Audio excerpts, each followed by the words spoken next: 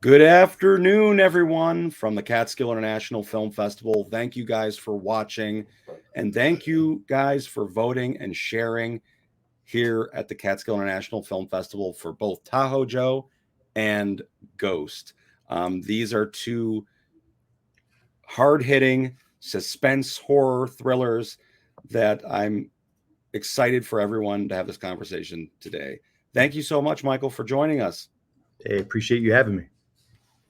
So, if you could just let us know, like I know you wore multiple hats on this production. If you could just let the audience know your positions in front of and behind the camera and how you got involved with both of these projects. So I'm a actor, director, producer. I first met Dylan Brown during a audition for the movie The Flock. I saw that there was an audition for the role of a mercenary. And I said, well, in my past life, I was kind of a mercenary. You know, I'm a retired U.S. Army Green Beret. So I was like, if I can't get this role, then I should just quit acting. So I went and auditioned, and Dylan and we hit it off big time. I was very different from anybody else that was on set making The Flock. And after The Flock had wrapped, Dylan came to me and said, hey, Mike, there's a little passion project that I've been thinking about for years. It has to do with a Sasquatch in the Sierra Nevada mountains. I want to call it Tahoe Joe. I want you to be in it. Are you in? And at first I thought, man, this is a Bigfoot movie in the Sierra Nevada. This is kind of cheesy. But then but then Dylan made like the first 2 or 3 minutes of the movie and he sent it to me. And I was like, wow, you know what? That's awesome. I'm in. And so we just took off from there. And we realized just how easy it was to work with each other. You know, we're two different guys, two completely different backgrounds, but our movie making brains are very similar. So there's no bickering or anything like that. And, you know, even before we shot Tahoe Joe, we would go and just message every day, constantly about ideas, just tossing ideas back and forth. And we would sit on stuff for a week or so. We would come back after thinking about it, be like, well, that doesn't really make sense. Let's change this. So then when it came time to actually shooting a movie, it was just super easy. We just went out there, just a couple of bros with some cameras in the woods, just having a good time. Wow. See, typically when you think of a movie like this, that's a very, we're talking about in-person shooting a lot of times. There's found footage in a way. It also has the other cinematic aspect to it. I find it, you have to have a lot of planning before you get involved in something like this. This isn't something that we just point and shoot, but every single shot has to be executed in a way that, tells the story in the way you're trying to convey. Yeah. So with that, what did you find most challenging as far as the production side of this film? Most challenging with the production, making our dollars stretch, because we're just Dylan and I. We're real life dads. You know, we have real life jobs, and we didn't know how far this stuff was going to go, so we didn't want to dump thousands and thousands of dollars in. Tahoe Joe cost us, a whopping $800 to make. Wow. Yeah. So finding little ways to really, really stretch our dollar and get the most bang for our buck. That was the most challenging, but I think we did a pretty good job doing that. Yeah. And that's inspiring. I mean, one of the things about our film festival that we're trying to, advertise and really go forward is there's no excuse for filmmakers in today's world not to create if they have an idea. Exactly. There's a right and a wrong way to do it. And, with Tahoe Joe and Ghost, there's a lot of planning. You can tell a lot of preparation in doing what you're doing. So yeah, that's an add-on to your budget. But at the same time, there's no excuse. $800 and you're making films at the size and level of this is truly inspiring, because, that's a little paycheck, and you have all these people incorporated. So how did that process work? Was there a lot of volunteers? Like, what was the casting process like in this project? So again, with Tahoe Joe, Dylan and I were friends, but we didn't know each other that much. Mhm. And so we would talk about stuff, and Dylan would be like, okay, I need a character that fits this role. I need a character that fits this role. And I was just thinking, so for the flock, we use like an actual talent agency, or Dylan used an actual talent agency to get most of his actors and actresses. He didn't really like that. He just didn't like the vibe or anything like that.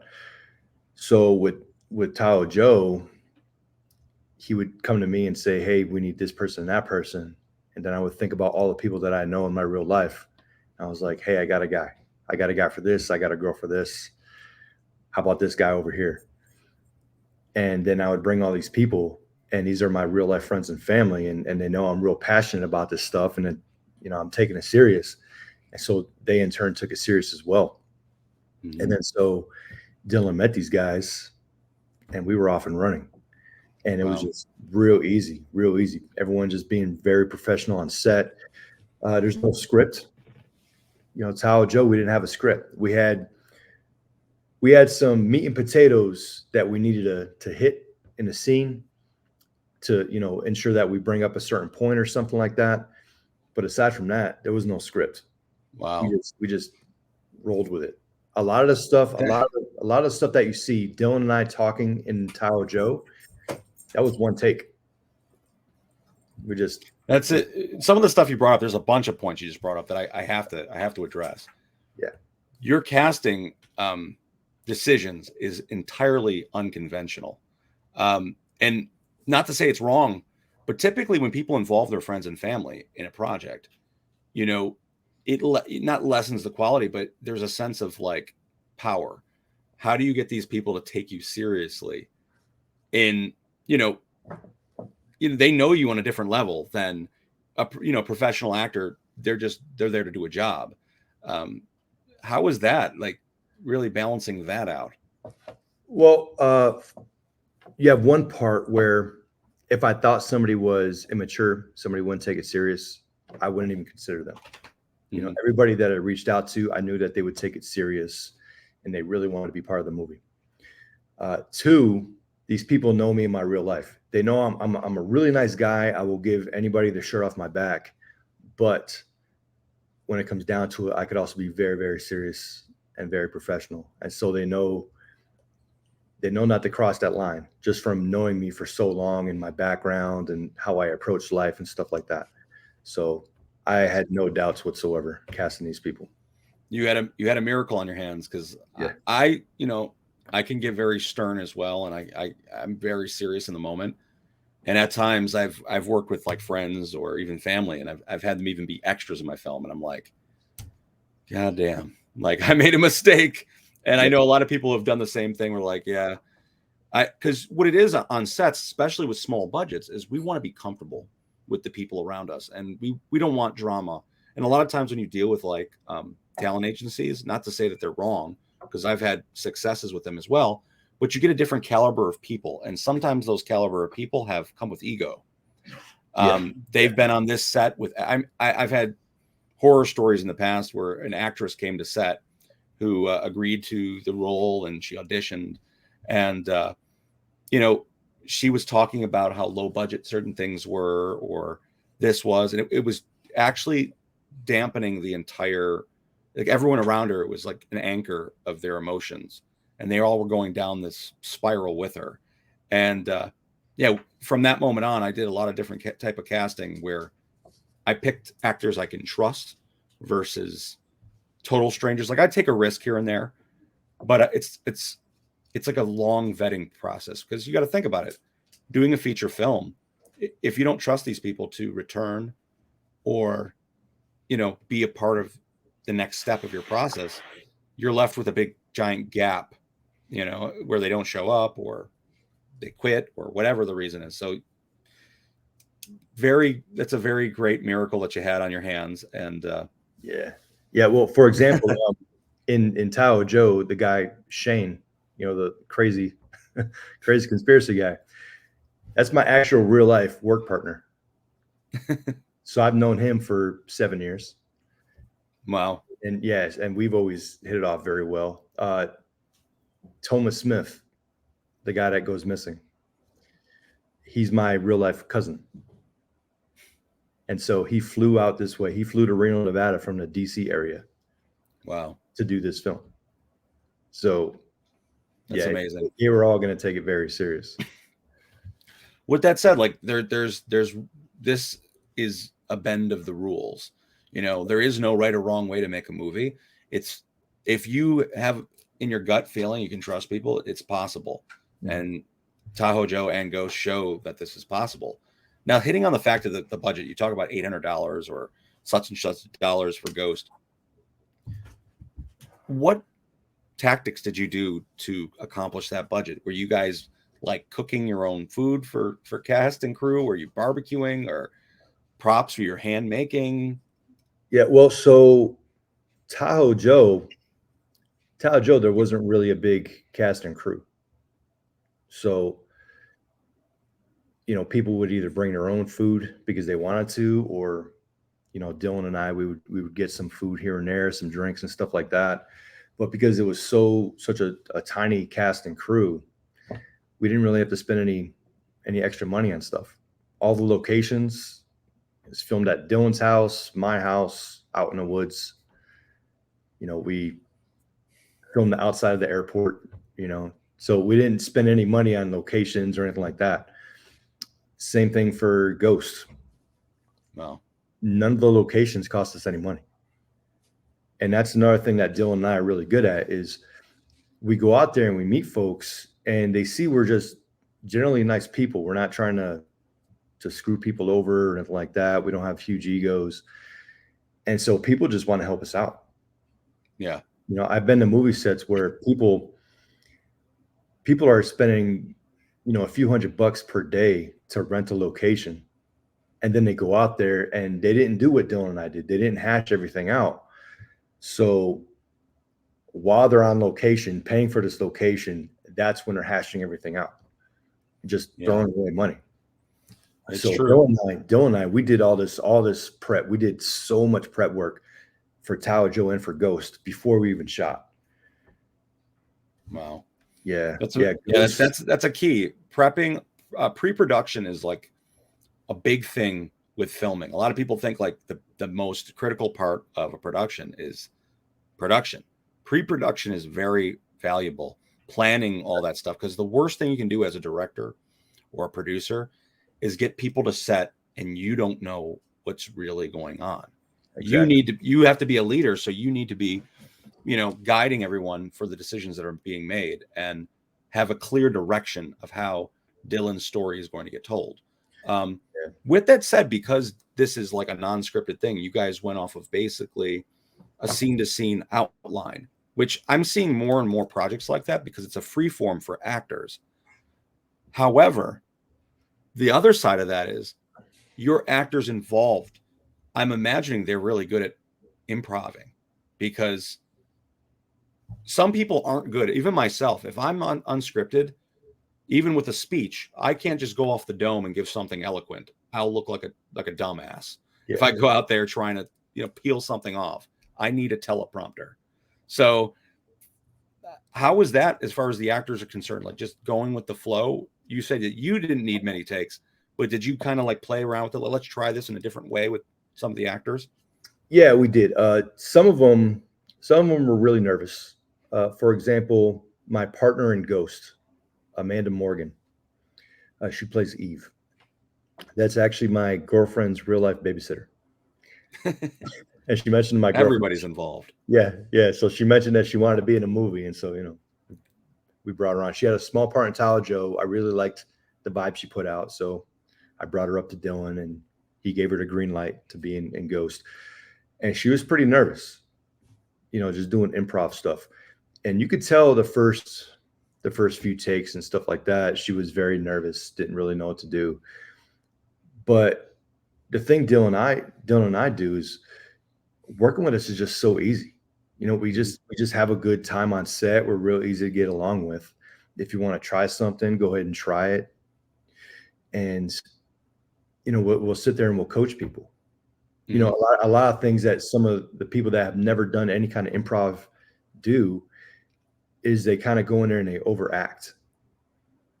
And Yeah. so when I see that, I'll take them and I'll be like, okay, look, let's just talk. Let's just have a normal conversation, and I'll record them, and then I'll play them back. I'll play back the conversation. Be like, see that? That's how you need to sound. That's you naturally. Just talk normal. Don't overact Absolutely. anything. Just go with the flow. Just talk normal. That's an interesting point you brought up. So, are you one of the directors that, in the moment, you show footage to your actors to say, "Hey, take a look at what you did," or are you one of those that like? Because I know some actors get in their heads, and if you show them what they did, some of them have an absolute meltdown of seeing themselves on camera. Yeah. So the vast majority of time, Dylan is the one doing the recording. And so he has a nice big screen on his camera and everything. And so he'll do that. If something looks amazing, if we nailed the scene, if the actor or actress nailed the scene, he'll show them Wow. and see, look how good you are. You're amazing. And then that gives the actor or actress a nice little boost of confidence.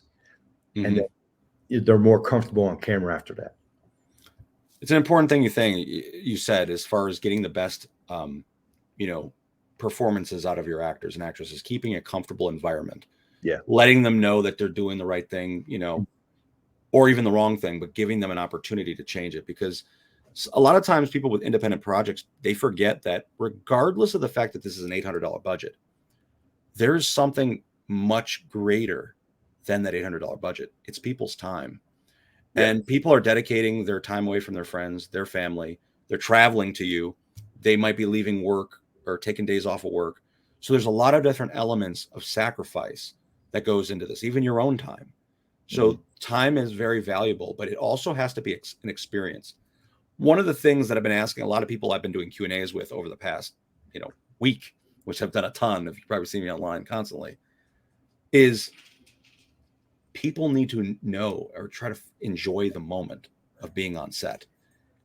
Too frequently, we make these movies and we don't remember how great of a time we had on set because we're so stressed out. And we're work, it is work, but it's also supposed to be a labor of love and passion. So what I'm seeing, or what I'm hearing at least, is that people enjoyed their time on the set of these films, and they felt like they were a part of something greater than themselves. Yeah. So Tahoe Joe was an amazing experience all around for everybody. We just had a blast. But again, that was a smaller crew. For Ghost, that was a much larger crew. But I remember when we wrapped Ghost, people were legit sad that we had wrapped, because some folks there, they have worked on other movies before, been on other sets, and it's more stressful and stuff like that. And the vibe isn't there. And so when you get done wrapping another movie, they're happy it's wrapped. It's like, wow, okay, now that headache is gone. With Ghost, we just went out there and we just had a blast. Every Yeah, scene that we did, it was just a good time. So people were really sad. And that's one thing that I really love about working with Dylan is, again, when we make movies, it's no stress. Everybody's taking it serious and we have our goals to hit. But because of Dylan and I's personalities, there is no stress. Everybody's just calm, relaxed, just having a good time. And yeah, that's how I want to make movies. If I can't make movies like that, then I don't want to make movies.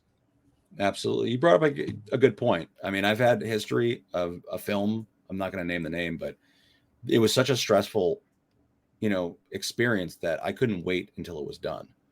And I told myself after that moment is, do I really want to make movies anymore? And I ultimately I do. I love it. It was just the feng shui, the atmosphere with, certain egos and different people in charge of things made the experience a nightmare. So it is important. And if you do find people out there, this is, like I said, inspirational for others out there watching. It's important, if you find people you like working with, to continue building those relationships and add other people that you continue like working with in the future, because that is how you build a really great team. And I could tell from just your atmosphere alone, yourself and Dylan will definitely continue making projects because you guys like working together and you have good atmosphere. If it was the other way around and you made a great film, It could have been a masterpiece. It could have been like The Shining, you know. But if it was a total nightmare making it, I'm sure you two would be like, we're not doing this again. Or you wouldn't Yeah. even say it. You just quietly go into the sunset. Yeah. With that said, like, I can imagine a film like this that's like high energy, a lot going on.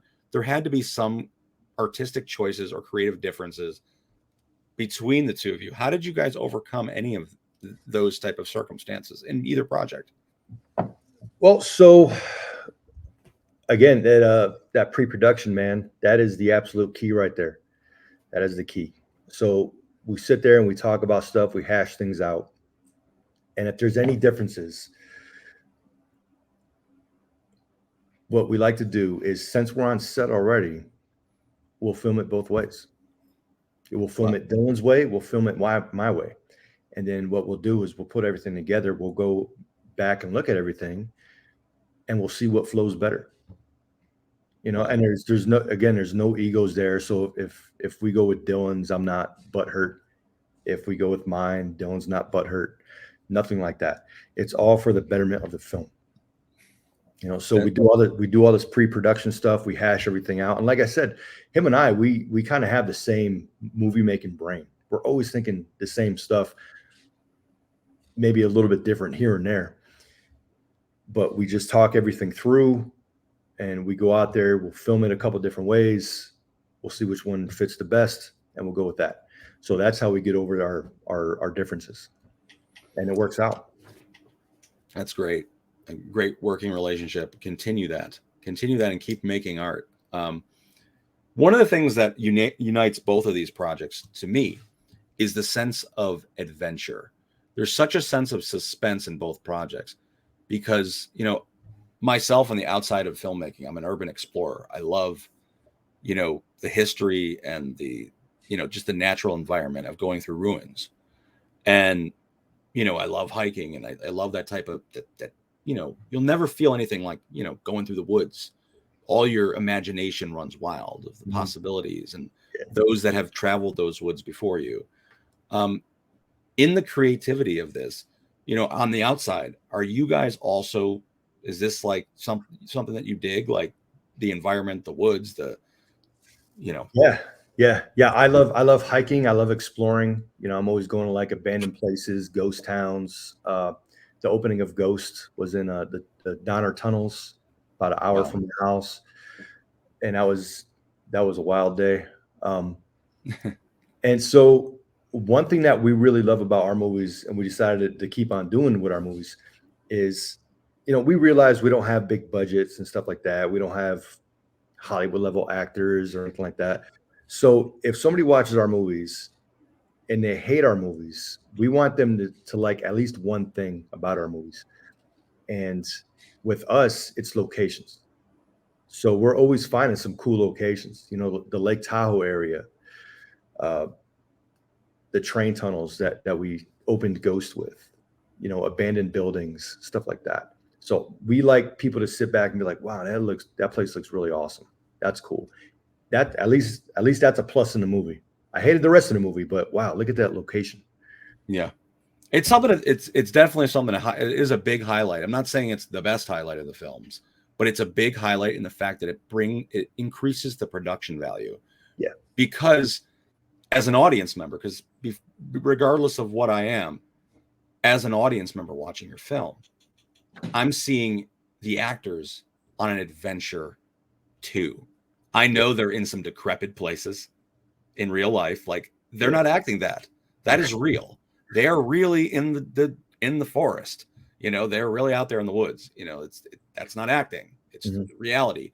And a lot of times when a filmmaker embarks into a project at the size of these levels, they'll choose to do something a little bit simpler, like, you know, they'll film in their basement, they'll film in their attic, you know, everything is in your imagination. But to put the actors in those locations and to know that the actors are willing and able to do that is an amazing thing. I appreciate it a lot.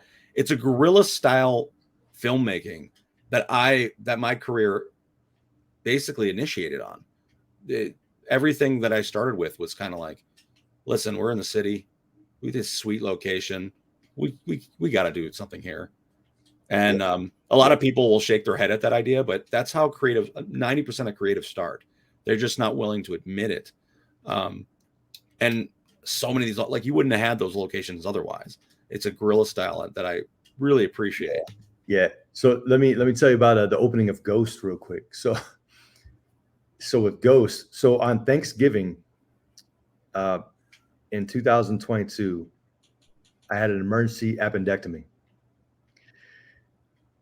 and a week and a half later, we were filming the opening scene of Ghost.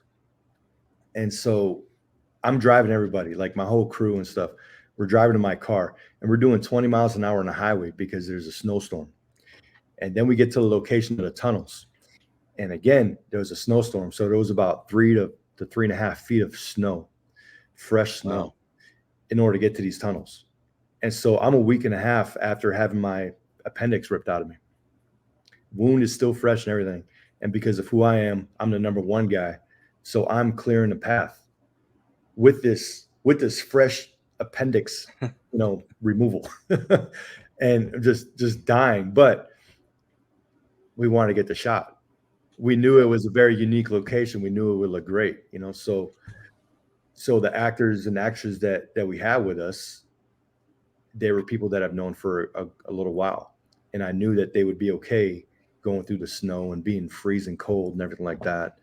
One of the demons in there, the dead kid, that's actually my son. That's my youngest son. Wow. And yeah, and so that was a wild day. We were freezing. Again, I'm all beat up from my emergency surgery, but we got the shot. And and to me, is fantastic. You got the snow and you got the tunnels and the graffiti and stuff like that. And I'm so happy with that opening of the movie. It's just hard hitting, wild. You don't know what's going to go on. People don't realize that the introduction of, like, they do realize they think of the whole concept of their movie and they go for it. But the introduction of the movie is so critical for audiences to basically continue watching. And this film, there's some major movies out there like, what is it? 28 Days Later, where the opening, I think it's 28 weeks later, actually, where the opening is so intense. Mm-hmm. It had that a very similar vibe where, like, it was pedal to the metal and just let's go. And the idea that the actors in the moment were in this freezing environment and they were in these decrepit places, I'm sure that they're all looking back and like, I'm a survivor, and they created this art together, and for yourself, having your son involved and other family members and close friends, for the rest of your life, you're going to remember we did this together. And this is when I say, filmmaking is a labor of love. A lot of times actors, they're telling their story and they're a part of this moment. But to add to the equation for you in particular is you almost have a family dynamic that you did this together. And that's a beautiful thing. I wish more filmmakers had families like yours that they can rely on when it comes to telling their story. But that's awesome. Yeah. For you as a director, I asked this to a lot of filmmakers and I always get different answers. What is most important to you as a director in conveying a story? Oh man, that's a good question. What's most important to me is if it makes sense. So through Tahoe Joe and even through Ghost, even though Ghost is just a batcrap crazy, wildly insane movie, it's a big thing for me that the movie has to make sense. Why are these characters doing this? Why is this happening? So that's how I like to shoot a scene. I like to analyze everything. I like to pick everything apart. It's like, for example, in Tahoe Joe, you got the Green Beret that's going to hunt for Bigfoot, and he leaves his gun behind. It's like, well, why would he leave his gun behind? What can I do to make it believable? Okay, we'll have the conspiracy guy say, hey, no guns. If you take your gun, then I'm not coming with you. So for me, I don't know if that's the kind of answer you're looking for, but for me, that's one of the biggest things in filmmaking for me is having everything make sense. No matter how wild and crazy the movie is, Yeah. I still want a sense of reality in that movie. That makes a lot of sense because there's a lot of projects where like it, that we cloak the idea, well, it's just a movie. It's movie mentality. Yeah. But a lot of times it takes the audience right out of it. Like, why the hell would that person make that decision? Like the biggest horror trope that there is, you tell me if I'm wrong, is a bunch of people are in a dangerous environment, like, let's split up. Yeah. And Yeah, then they get picked off one by one. You're right. It happens so many times, but it's great that you thought of that logic behind it, because logic, like, you can't fool the audience isn't dumb. And yeah, Green Beret without his gun, yeah, and even little other things that happen in your project, the logic is still in there. Why certain people are in the scenarios they're in. Mhm. For both of these projects, since you and Dylan, you took like turns, I guess, behind the camera, or even in the editing process in general, who was more in control of that? Dylan is. Okay. Yeah. So Dylan is a whiz with the editing stuff. yeah, So because there was effects in the film, which I was like, whoa, especially in the opening of Ghost. I'm like, yeah, there's you could tell there's someone skilled behind the editing table there, when it comes to After Effects and whatnot. And that's another thing. Like, if you have a team that has a lot of these skill sets, continue working with them, because a lot of editors either have one or the other. Like, they can cut things together, but they can't mix sound, or they can cut things together, but they don't know anything about After Effects or special effects. You got somebody that knows a lot. But at the same time, in this film, or in these films in particular, what technology did you necessarily use to create this? Because I feel like you guys used a lot of like body cams, webcams. And I know you had some other cinematic shots. So what was that? yeah, let's see here. Trying to find. Yeah, so Dylan used a Sony A6400, a Rode microphone, and basically just a standard kit lens. Wow. For editing software, he used was it Adobe Premiere Pro? Well, yeah. Yep. So like it's the standards. I mean, like, listen, we've had people submit projects off their cell phones that look really good. Yeah. I'm It's sorry. all I'm sorry. I totally forgot. Like for Tahoe Joe, we used GoPros as well. So had some GoPros set up. There's a scene where I actually had like a little tiny video camera where Tahoe Joe kind of comes in and destroys our camp. So it was just some little cheap $200 camera that I had set up that had a nice shot on it. So yeah, I'm sorry to interrupt. No, it's fine. That's exactly what, because like, people don't realize that when you mix the different types of ways you do footage, it can come out tacky in the end. You guys didn't really have that. And I know filming with the GoPro to make it look good, even though they film in 4K or plus now, they're challenging to mix in with other footage, especially if you don't pre-plan the shots, because there's such a wide lens. They see everything. They're action cams per se. But for this film, it gives a really great atmosphere of what's going on. If you would have thrown this in other films that are at this festival, like, that wouldn't be even possible. It wouldn't flow. But for this, it definitely works, and it adds to the sense of intensity, I think. Yeah. Incorporating those in this project. So with Tahoe Joe, it's made to be like we didn't mean to film a documentary. Right. This was kind of like a spur of the moment type thing. I got an email from a kid and stuff like that. I decided to record. So I had to use what I had, so like I'm filming a scene in my hotel room in Dallas, Texas, where I actually was for my real life job. And I didn't have a big expensive camera. I had my GoPro, And so, so we wanted to do that. There's stuff where I'm driving in my car, we use the GoPro. But then when we go out there to actually film, when we're like, okay, we're really going out to look for this guy. Yeah. So we need a better camera. So of course, Dylan brings his camera. So That's awesome. So with both of these films, and they're vastly different, what, if anything, did you learn from this process? uh well, we learned how to really stretch our dollar, get the most bang for our buck. We compare ourselves, like our budget and our film, to other films with a vastly greater budget. And there's so many other films that I think we did a better job because we're so thrifty. We learned how, we learned the importance of making connections, getting it out there, who we are, what we do, just being nice to people, and the importance of getting those connections, because that can save a lot of money as far as filmmaking. Because Mm-hmm. we're not sitting there, we're not paying $500 for a couple of days at a location. People are just, here you go, here's a free filming location. Thank you, buddy. You just saved us a bunch of money. We also learned that to take certain things out that we don't need it.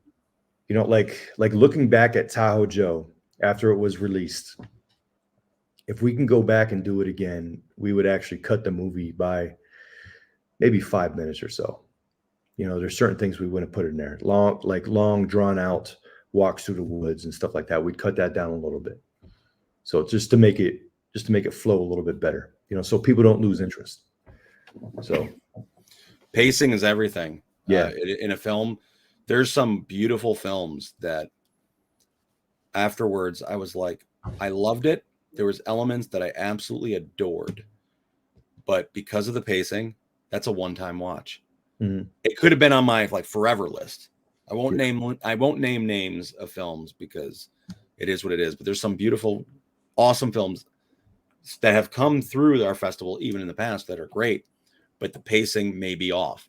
And with that said, it changes everything for an audience member if they want to continue or if they want to have any rewatchability to the project. You don't want anyone fast forwarding a moment. But we get the point. Let's Yeah, fast forward. We yeah, don't want that. yeah. Which I have done plenty of times in movies. Yeah.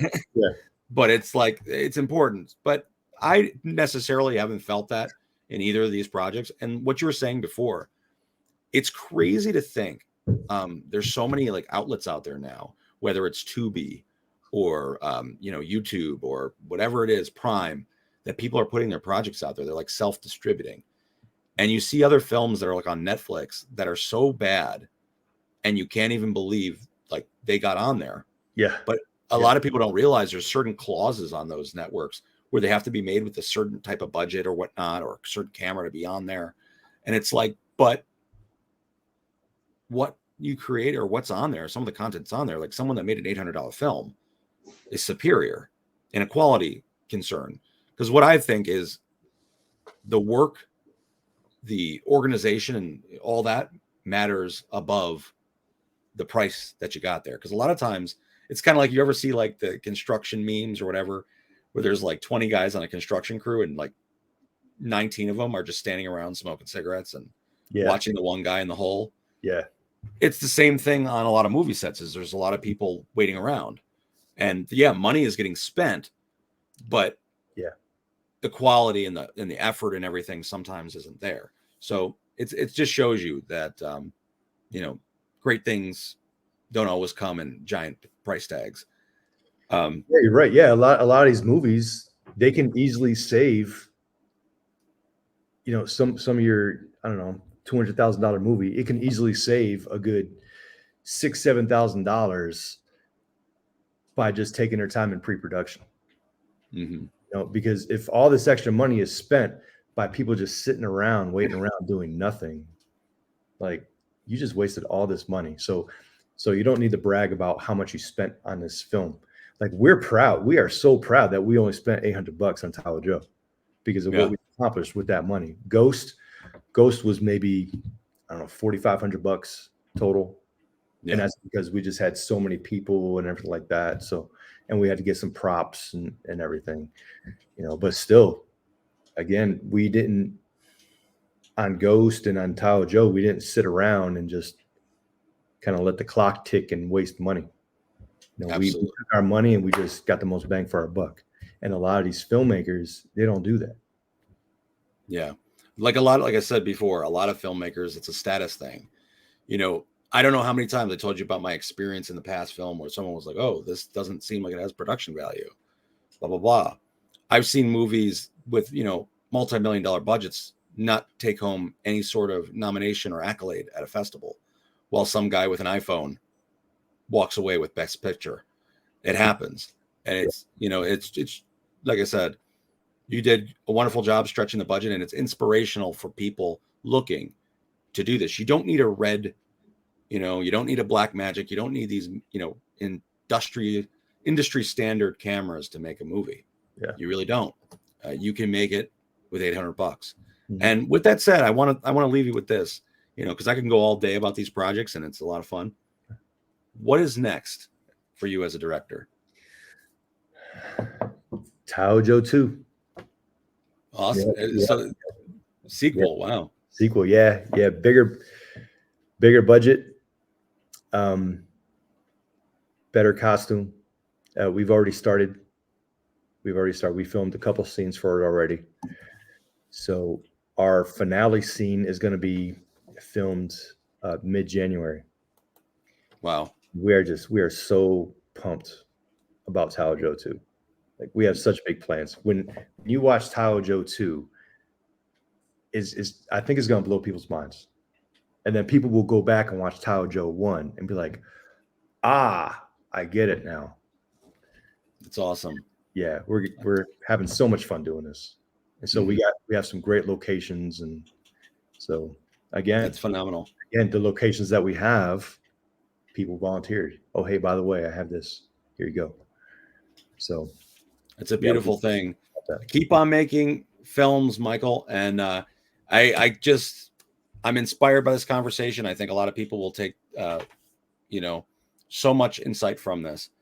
Like I said, you made a movie happen. And the great thing about talking to filmmakers is knowing that they have a plan and that they're inspired to keep creating more content. We're in a time where you see these films out there that we've seen a million times over again, and they're rehashing them in a million different ways, the mainstream stuff. So a lot of people are turning to independent films to see something a little bit more unique. Yeah. They want to see another perspective. They want to see what the other creatives have to offer, other than the Scorseses and the other big shots out there. They're also making great films, but there's other storytellers out there. So I'm really inspired to hear other storytellers with plans for the future. What I want to say to the audience and the people that will watch this in the later, if you guys like Tahoe Joe or Ghost, go out and vote. Okay. On our website, CatskillInternationalFilmFestival.com, there is a bunch of award categories. You guys got to go out there. You got to be in it to win it. You got to vote. Tomorrow night, we will be having our closing ceremony. And I wish you guys the best of luck and for your future with Tahoe Joe and Ghost and Tahoe Joe Part 2. And hopefully you submit to us next year. Absolutely. Man, I appreciate your time. Thank you so much.